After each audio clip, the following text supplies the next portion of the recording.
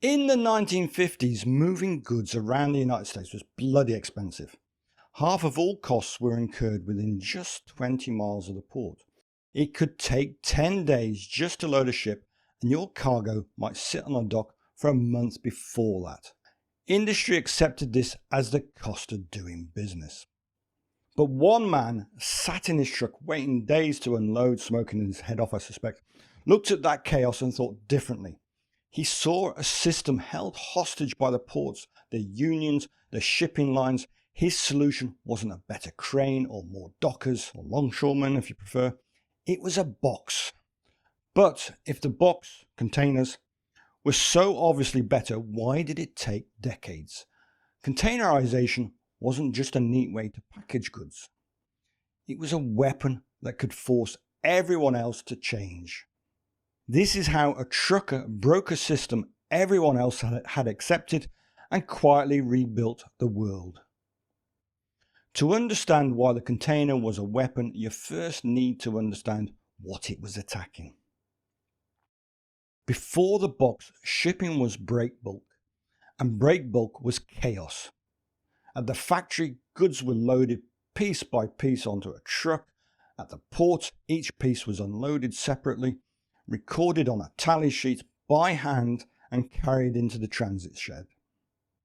When a ship finally arrived, each piece was dragged back out, counted again, and hauled to the dock. The place was a jumble of cartons, crates, barrels and casks, and unloading couldn't even begin until the previous ship's cargo was completely cleared from the dock. And if the ship was international, custom inspectors wandered the pier, prying open crates. Buyers showed up to inspect the orders and sample the produce. And standing by to fix the damage, an army of carpenters and coopers. The costs were insane. On one ship called the Warrior, the total cost to move its cargo was $240,000. This is 1950s prices. The actual sea voyage counted for just 11%. 37% of that was cargo handling at the two ports. The voyage itself was the cheap part. The expensive bit was the chaos on the dock.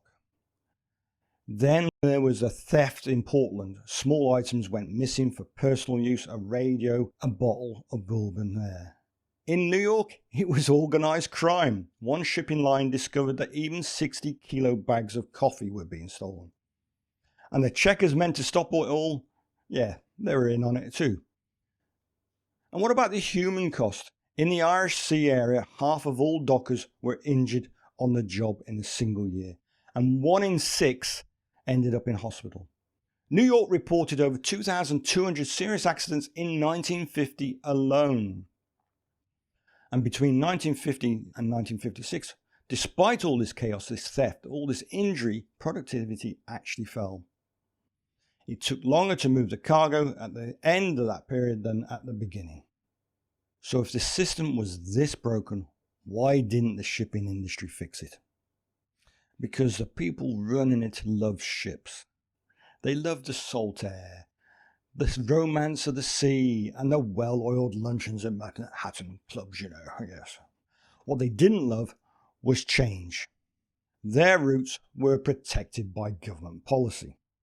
Their prices were fixed by cartels. There was no pressure to innovate, and the man who would break their world was not one of them, of course. Malcom McLean was a trucking magnate.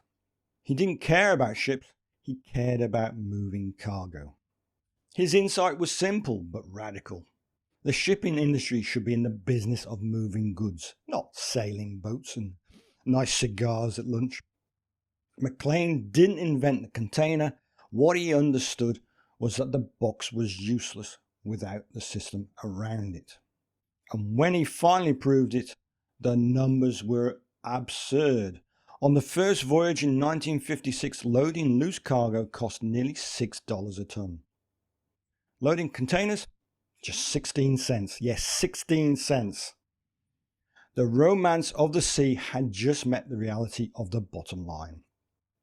So the box itself was simple. Making it work everywhere else wasn't. A container is only useful if it works everywhere. Ship, crane, truck. Every part of the chain has to speak the same language. In the late 1950s, there were nearly 60,000 containers in the US and almost as many sizes. Nothing worked together. So began the battle of standards committees. For years, engineers debated 20 foot, 40 foot. The meetings dragged on. Deals were cut behind closed doors. But size was only half the problem. You still needed a way to lift the damn thing. In 1963, McLean had been excluded from the proposed standards and his 35-foot box left behind. But he did have something the committee needed: the solution for lifting and locking. Keith Tantlinger, McLean's engineer, had designed the corner fitting for the boxes. It was elegant, strong, and patented by McLean's company, Sealand. But McLean understood what many in business don't today. A system only works if everyone uses the same parts. So he released the patent. Can you imagine that? Most of these companies out there, Apple, no, for free. And suddenly a box built in Japan could be lifted by a crane in Rotterdam and delivered anywhere in Europe. The container wasn't the breakthrough. The agreement was. So the container was never just a box. It forced the world to rebuild around it. Before containers, you could build a port on the cheap. The real cost came later, with labour swallowing half the expense of a voyage. In New York, moving a ton of cargo actually took longer in 1956 than it had 6 years earlier. The old ways weren't just inefficient, fixing that meant starting over. So the cranes came first.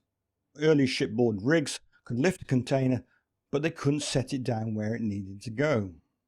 That all changed when Sidney McIntyre built a crane specifically designed for containers at California's Alameda terminal.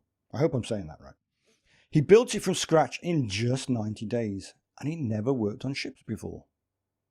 Impressive. It could lift a 40,000-pound box and place it every 3 minutes. 400 tons an hour.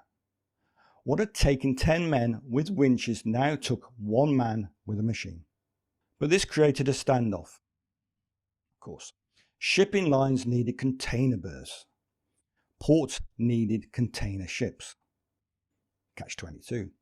And a container berth cost 10 times what a conventional one did. Somebody had to blink somewhere. The cranes and ships were just the start. Every piece of the old system had to be reimagined to fit around the box. This is why containerization took decades. The container delivered remarkable efficiency, but efficiency always comes with trade-offs. This is where the simple box reveals its true reach, upending communities and redrawing the map of global business. Those tight-knit waterfront communities, gone. The work was brutally dangerous, but the container didn't just make it safer, it made it unnecessary.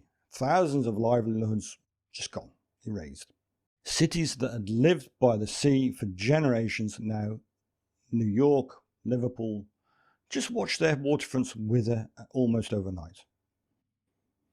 Centuries-old shipping companies crushed by the cost of keeping up. But the disruption didn't stop at the water's edge. By making shipping absurdly cheap, the container rewrote the rules of where things get made.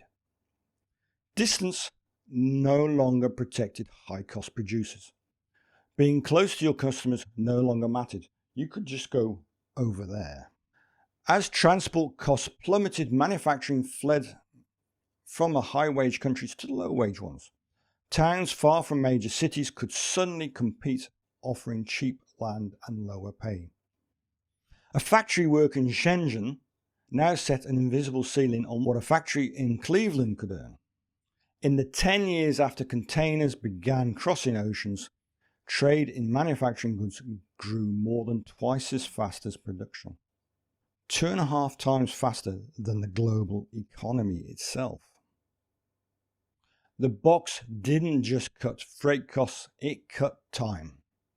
Faster loading meant faster delivery, less money tied up in warehouses. It turned just-in-time manufacturing from a theory into a reality for companies like Toyota and Honda. But those lean, efficient supply chains came with hidden costs. In 2010, an Icelandic volcano with an unpronounceable name I practiced. It erupted. The ash cloud grounded flights from Europe for weeks. Manufacturers thousands of miles away ran out of components. A geological event on a remote island exposed how tightly wound the system had become. A decade later, COVID-19 delivered the real stress test. When factories in China shut down, the ripple effects circled the globe. Globalization didn't create the container created globalization. The box made it cheap enough to happen. Every invention rewrites who wins and who loses, and the container shrank the world and swelled the economy. But it also wound everything tighter, more connected, more competitive, more fragile. There is no redundancy. Its legacy isn't really in the boxes themselves, it's in the wages that converged across the continents. The factories that rose in places that once had none, the ports that died, and the ones that were born, and the vast interlocked global system we all live inside now, a system that works beautifully until it doesn't. One box changed the world, but like many innovation tales, the popular version is incomplete. The container alone was useless. It's just a box. It needed 3 things to work. Obviously, the box itself, the container. Second, the standards, precise dimensions and fittings that every port, ship, crane, truck and train could agree on. And third, the infrastructure, billions in port redesigns, specialized cranes and new ships. Myth number 1, the lone genius Malcom McLean mattered. With no maritime experience, he saw shipping as a cargo business, not a sailing one. But he wasn't the sole inventor. Keith Tantlinger designed the first modern container. Sidney McIntyre built the first gantry crane. And thousands of engineers, port designers and committee members made it work. Myth number 2, the overnight revolution. The first container sailed in 1956, modern times this is. ISO standards arrived in 1964, 8 years.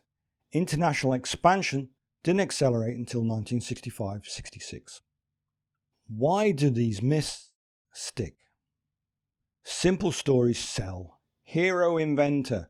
Narratives are easier than complex systemic change. The real takeaway isn't about individual brilliance, it's about systems thinking. As Mark Levinson put it in his book, The Box, the economic benefits arise not from innovation itself, but from entrepreneurs who find ways to put innovations to practical use. The idea wasn't enough. Adoption was everything.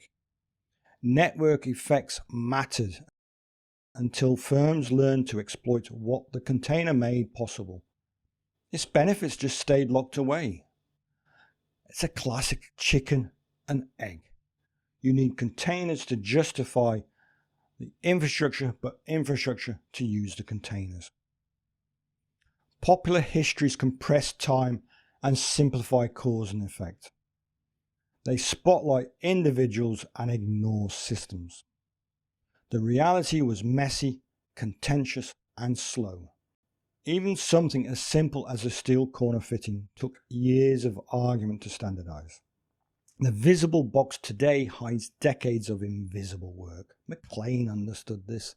Cutting shipping costs meant rebuilding the entire system.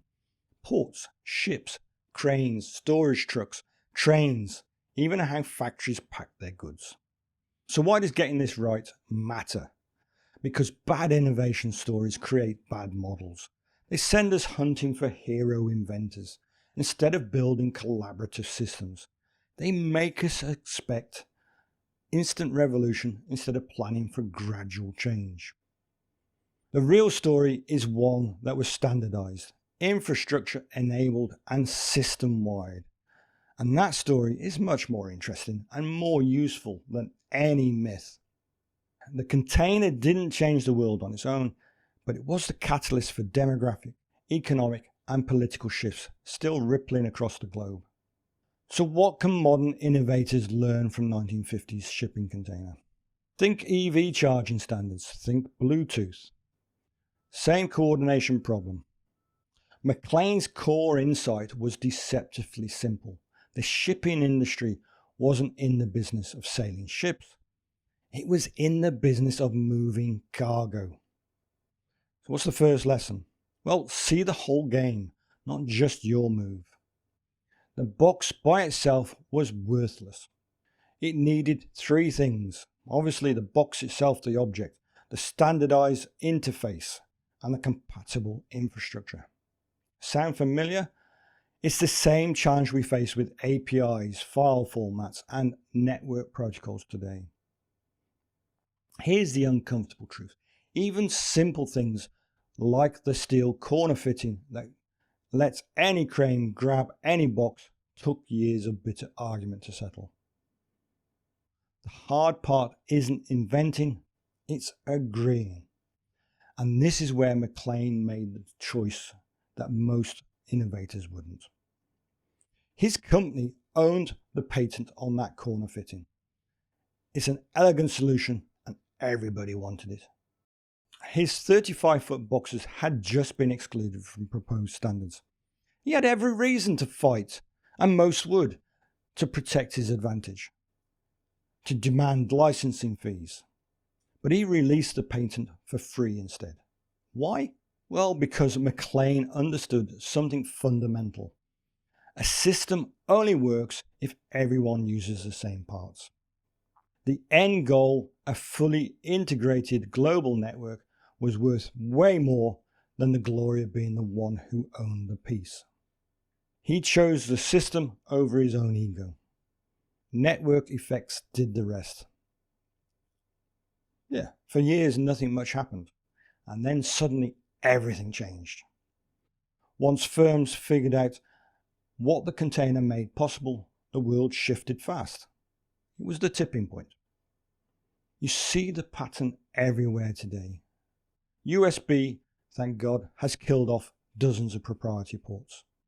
HTTP gave us the web. JSON is quietly winning the data wars. In every case, boring standards beat clever designs because they let ecosystems grow. McLean didn't have a master plan to rebuild global trade. He had a goal: move cargo cheaper. Every fix exposed the next broken piece. Ships, then ports, then cranes, then trucks and trains. The system changed because it had to. And that's the mindset we need now. Not vision, but persistence. The container's real genius wasn't the box, it was the interface. Like Lego bricks, standardized connections let anyone build anything. Objects don't scale, interfaces do.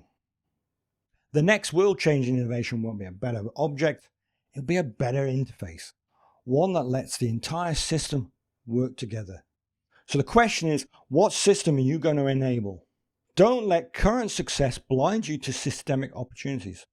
Build for interoperability, design for ecosystems. Create platforms that let others build upon your work. Gated systems may protect you in the short term, but others will find a way around it. Think ChatGPT. The container was simple. What it made possible was anything but.